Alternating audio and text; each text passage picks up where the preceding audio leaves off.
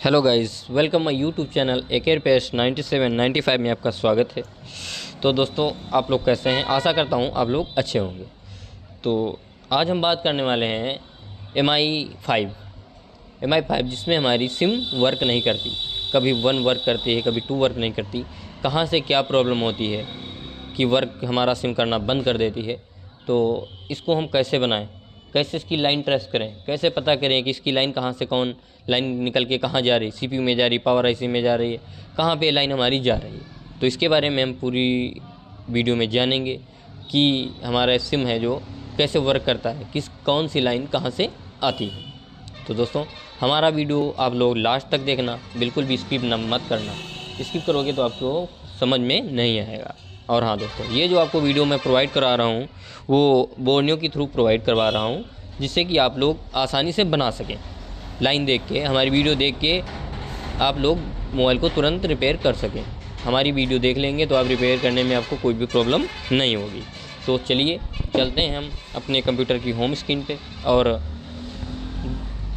देखते हैं कि हमारी सिम कैसे वर्क करती है, कौन सी लाइन कहाँ से जाती। तो सबसे पहले हम चलते हैं सिम 1।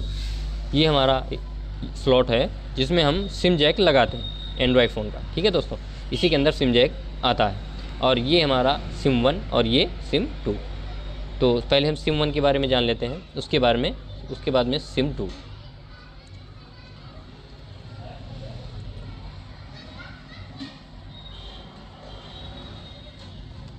MI5 का बोर्ड है दोस्तों। इसमें हमारे 6 प्रिंट होते हैं। ठीक है दोस्तों,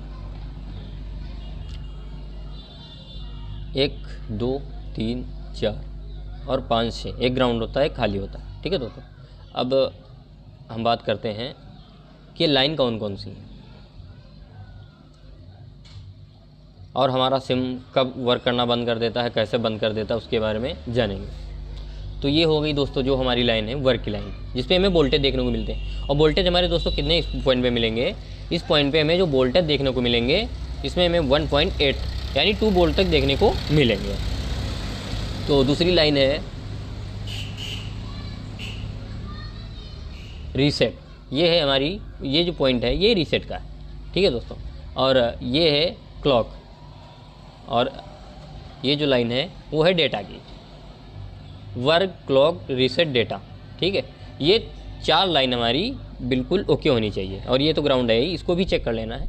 और ये खाली होता है। ठीक है दोस्तों, तो सबसे पहले हम बात करते हैं वर्क। इस पर हमें वोल्टेज मिलेंगे तो कहाँ से मिलेंगे, कैसे मिलेंगे? यहाँ पे हम जब DC मशीन पे मीटर को लगा के चेक करते हैं लाल प्रोब ग्राउंड करके, तो हमें 1.2 वोल्टेज मिलते हैं। अगर ये वोल्टेज नहीं मिल रहे हैं तब भी हमारा सिम वर्क नहीं करेगा, यानी सिम खाली दिखाएगा कि इस पर सिम नहीं लगा है, इंसर्ट सिम में बताएगा, जब तक वोल्टेज नहीं आएंगे। तो ये हमें वोल्टेज कहाँ से मिलते हैं ये हम जानते हैं और देखते हैं ये लाइन हमारी कहाँ को जा रही है। ये देखिए दोस्तों, यहाँ से लाइन निकलने के बाद सिम जैक के नीचे जब आप देखेंगे, सिम जैक के जस्ट नीचे ये लाइन आ रही है। ठीक है, देखिए फिर से मैं दिखा दे रहा हूँ। ये लाइन यहाँ से निकली, यहाँ से आई, यहाँ से इस डायोड पे जा रही है। ये दोस्तों एक डायोड लगा हुआ है। ठीक है, ये हमारे डायोड इसलिए लगा है जो हमारे ओवर वोल्टेज होंगे उसको एब्जॉर्ब करने के लिए डायोड लगाया जाता है। अगर ये डायोड भी शॉर्ट हो जाता है, ठीक है, तो ये लाइन शॉर्ट हो जाती है। शॉर्टिंग कैसे चेक करेंगे? शॉर्टिंग चेक करने के लिए सबसे आसान सा तरीका है कि जो भी हमारी सिम की लाइन है वो ग्राउंड से और पॉइंट पे बीप करेंगी। अगर ये लाइन हम चेक करेंगे वहाँ पे जहाँ पे पॉइंट पे जा रही है ग्राउंड से और इस पॉइंट पे, अगर ये डायोड शॉर्ट होगा तो यहाँ पे आपस में बीप करेंगे दोनों। अगर शॉर्ट नहीं है तो वैल्यू मिलेगी। ठीक है दोस्तों, तो ये लाइन यहाँ से डायोड से निकलने के बाद इस पॉइंट्स के थ्रू ये लाइन हमारी जाती है इस कैपेसिटर पे और इस कैपेसिटर। ये दोनों कैपेसिटर अगर ख़राब हो गए तब भी हमारा सिम वर्क नहीं करेगा। और इसी प्रकार हर मोबाइल के सिम में सर्किट होता है। ठीक है, ये कैपेसिटर हो गए। इस कैपेसिटर से निकलने के बाद ये लाइन यहाँ आई इस कैपेसिटर पे। इन दोनों कैपेसिटरों से निकलने के बाद ये लाइन हमारी यहाँ से होते हुए ये आ गई यहाँ पे लाइन,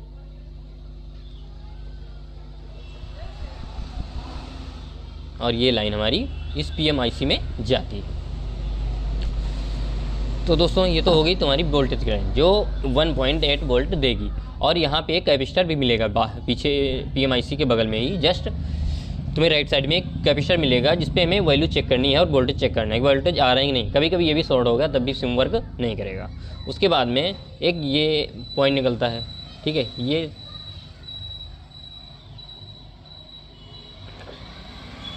ठीक है दोस्तों, तो ये लाइन आपने देख ली। अब हम बात करते हैं सिम रीसेट, ये वाला पॉइंट सिम रीसेट का है। तो ये हमारा कैसे वर्क करता है, तो देखिए दोस्तों, ये लाइन यहाँ से निकलने के बाद ये वहीं पे आती है जहाँ पे वो लाइन आ रही है। ये देखिए दोस्तों, यहाँ पे एक डायोड लगा हुआ है और डायोड भी शॉर्ट हो जाएगा तब भी ये सिम वर्क नहीं करेगी, ये डायोड, ठीक है दोस्तों। उसके बाद में ये लाइन यहाँ से निकलने के बाद में यहाँ पे आती है, यहाँ पे एक रेजिस्टेंस लगा हुआ है दोस्तों, आपको जूम करके दिखा देता हूँ।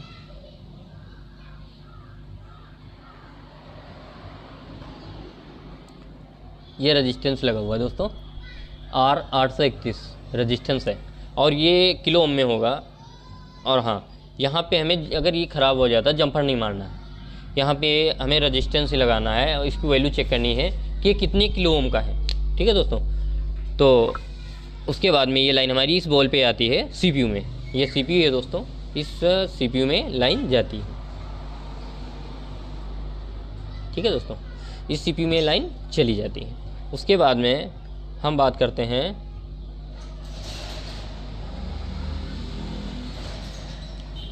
Data clock. ये क्लॉक की लाइन है, सिम क्लॉक। उसके बाद में ये लाइन यहाँ से निकलने के बाद में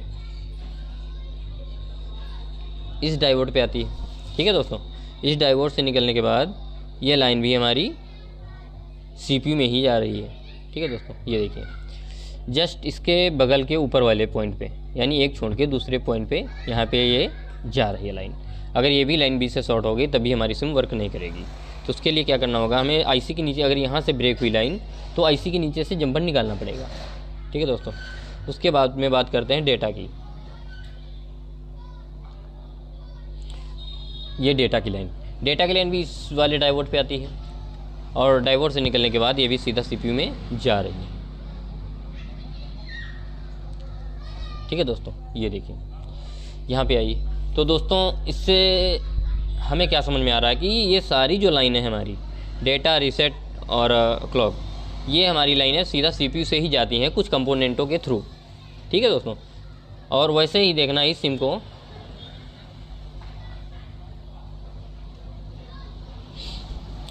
ये जो है हमारा वर्क, इस पर हमें वोल्टेज मिलेंगे 1.2 वोल्टेज जो मिलेंगे हमारी, ये PMIC से मिलेंगे। देख लीजिए, यहाँ से लाइन निकलने के बाद ये लाइन यहाँ पे आती है इस डायोड पे। इस डायोड से निकलने के बाद यहाँ पे इस कैपेसिटरों के बगल में और 2 कैपेसिटर लगे हुए हैं, इन कैपेसिटरों पे लाइन आती है। ये अगर मैंने पहले ही बताया कि अगर ये कैपेसिटर शॉर्ट हो गए तभी हमारे सिम वर्क नहीं करते हैं। उसके बाद में ये लाइन निकलने के बाद यहाँ से इस IC के अंदर आती है जो कि सिम जैक के बगल में ही ऐसी लगी हुई है। यहाँ पे ये लाइन आती है और इस IC के इस बॉल से होते हुए ये लाइन हमारी सीधा पावर IC में जाती है। अगर इस लाइन को भी वोल्टेज नहीं मिलेंगे इस IC को चलाने के लिए, ठीक है दोस्तों, तो ये सिम वर्क नहीं करेगा। इस पर भी हमें वोल्टेज मिलने चाहिए जो कि हमें PMIC से मिलते हैं, ठीक है दोस्तों। ये देखिए, इस पॉइंट से हमें उस IC को वोल्टेज मिल रहा है और वो IC हमें सिम चलाने के लिए 1.2 वोल्टेज दे रही है। उसके बाद में हम दोस्तों बात करते हैं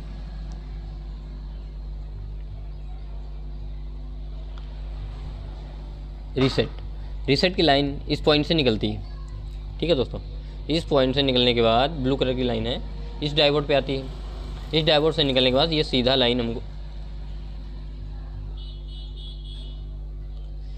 लाइन हमारी CPU में चली जाती है, ठीक है दोस्तों। तो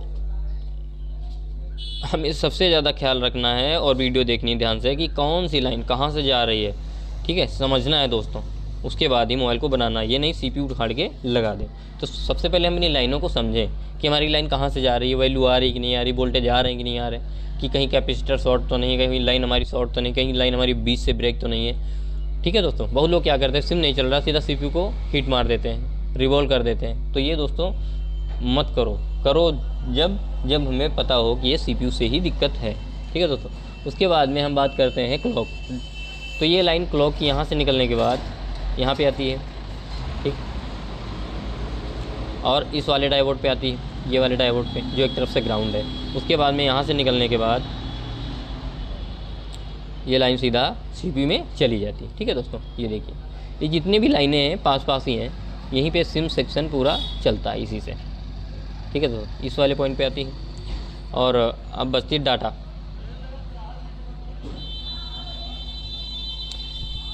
सिम डाटा के लिए ये लाइन है, इस पॉइंट से ये ग्राउंड पॉइंट होगा और ये खाली पॉइंट होगा। ठीक है दोस्तों, उसके बाद में इस पर जब हम चेक करेंगे तो ये लाइन हमारी इस डायोड पे आएगी, यानी ये 3 डायोड जो पास ही लगे हैं। ठीक है, ये तीनों डायोड ध्यान रखना दोस्तों। तो ये लाइन यहाँ से निकलने के बाद इस डायोड पे आती है, डायोड से निकलने के बाद देखिए दोस्तों, यहाँ से निकलने के बाद ये लाइन यहाँ आती है और यहाँ आती है। उसके बाद में ये इस वाले पॉइंट पे चली जाती है। ठीक है दोस्तों, इस पॉइंट पे। तो अब हमें समझना है, इसमें थोड़ा सा मैं आपको समझाने की कोशिश कर रहा हूँ। थोड़ा मेरा वीडियो लंबा हो रहा है, लेकिन आप लोगों को अच्छी तरीके से समझा दूँगा, जिससे कि आप लोगों को कोई भी प्रॉब्लम ना हो सिम जैक बनाने में। अब बात करते हैं सिम जैक। सिम जैक में हमें इस पॉइंट पे वोल्टेज मिलने चाहिए। ठीक है दोस्तों, 1.2। और कभी कभी क्या होता है कि वोल्टेज नहीं आते हैं, वैल्यू आती है। तो वो जो हमारे रजिस्टेंस लगे हुए, ठीक है, जैसे यहाँ पे एक रजिस्टेंस लगा हुआ है इसका, ये वाला, अगर ये अंदर से शॉर्ट हो गया, हाफ शॉर्ट, तो ये वैल्यू देगा लेकिन वोल्टेज नहीं देगा। जैसे ही लोड पड़ेगा वोल्टेज नहीं देगा, वैल्यू देगा। तो हमें ये भी चेक करना है कि यहाँ पे दिखा देता हूँ जूम करके, ये जो रेजिस्टेंस लगा होगा यहाँ पे, तो ये अच्छी तरीके से लगा होना चाहिए, शॉर्ट ना होना, इसको चेक करना है। ठीक है दोस्तों, चेक करने के बाद ही पता लगेगा कि ये सही है कि नहीं सही है। अब हम बात करते हैं सिम जैक पे। इस पर हमें वोल्टेज मिल रहे हैं, ठीक है, वैल्यू भी मिल रही है। अगर वोल्टेज मिलेंगे तो वैल्यू भी मिलेगी, लेकिन वैल्यू मिलेगी वोल्टेज नहीं मिलेंगी, ये हो सकता है, क्योंकि वैल्यू हाफ शॉर्ट होगा तो वैल्यू मिल सकती है, लेकिन वोल्टेज नहीं मिल सकते हैं। ठीक है, पूरे वोल्टेज नहीं मिलेंगे। कहने को 1.8 वोल्टेज चाहिए, 2 वोल्टेज चाहिए, तो एक ही वोल्टेज आए या 1.5 वोल्ट आए, लेकिन इसको वोल्टेज चाहिए 1.2। तो उसके बाद में हमें बात करनी है इस वाले रीसेट के बारे में। इस पर वैल्यू आनी चाहिए। ठीक है दोस्तों, अगर वैल्यू आ रही तो ये सिम ट्रैक सही है। और अब बात करते हैं क्लॉक की। क्लॉक पे भी हमें वैल्यू मिलनी चाहिए। अगर वैल्यू नहीं मिल रही है तो भी ये सर्किट काम नहीं करेगा। डाटा का भी वही सीन है। ठीक है दोस्तों, वैसे ही इस सिम पे, इस पर वोल्टेज मिलने चाहिए। अगर वोल्टेज नहीं मिल रहे हैं तो ये लाइन ब्रेक है और इस पर वोल्टेज देने हैं हमें, जो कि मैंने डायग्राम दिखाई दिया आपको, एक बार और दिखा दूंगा। इसके बाद में ये पॉइंट वैल्यू आनी चाहिए, इस पर वैल्यू आनी चाहिए, इस पर वैल्यू।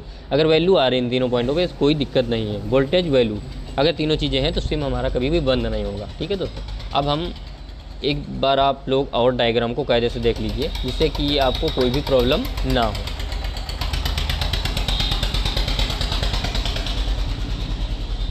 ठीक है दोस्तों, ध्यान से देख लेना, मैं आपको दिखा रहा हूँ कौन सी लाइन कहाँ जा रही। ये लाइनें सारी यहाँ से निकलने के बाद यहीं पे आ रही हैं। उसके बाद में ये CPU के अंदर जा रही हैं, इसमें कोई दिक्कत नहीं होगी आपको। ठीक है, और ये वोल्टेज वाली लाइन है 1.2, ये एक लाइन इस IC पे जा रही है और एक लाइन सीधा पावर IC के इस कैपेसिटर से होते हुए अंदर जा रही है, इस कैपेसिटर से। और ये जो लाइन है वहाँ से IC से निकलने के बाद सीधा PMIC के अंदर आ रही है। एक बार जूम आउट करके दिखा देता हूँ आप लोगों को। और हाँ, आप लोगों को समझने के लिए मैंने ये दे दिया नीचे का, ये देख लेना कौन सी लाइन कौन से चीज़ की है। ठीक है, आराम से पढ़ लेना, जिससे कि आप लोगों को समझने में आसानी हो। अब आप लोग एक बार पूरा डायग्राम देख लीजिए ध्यान से।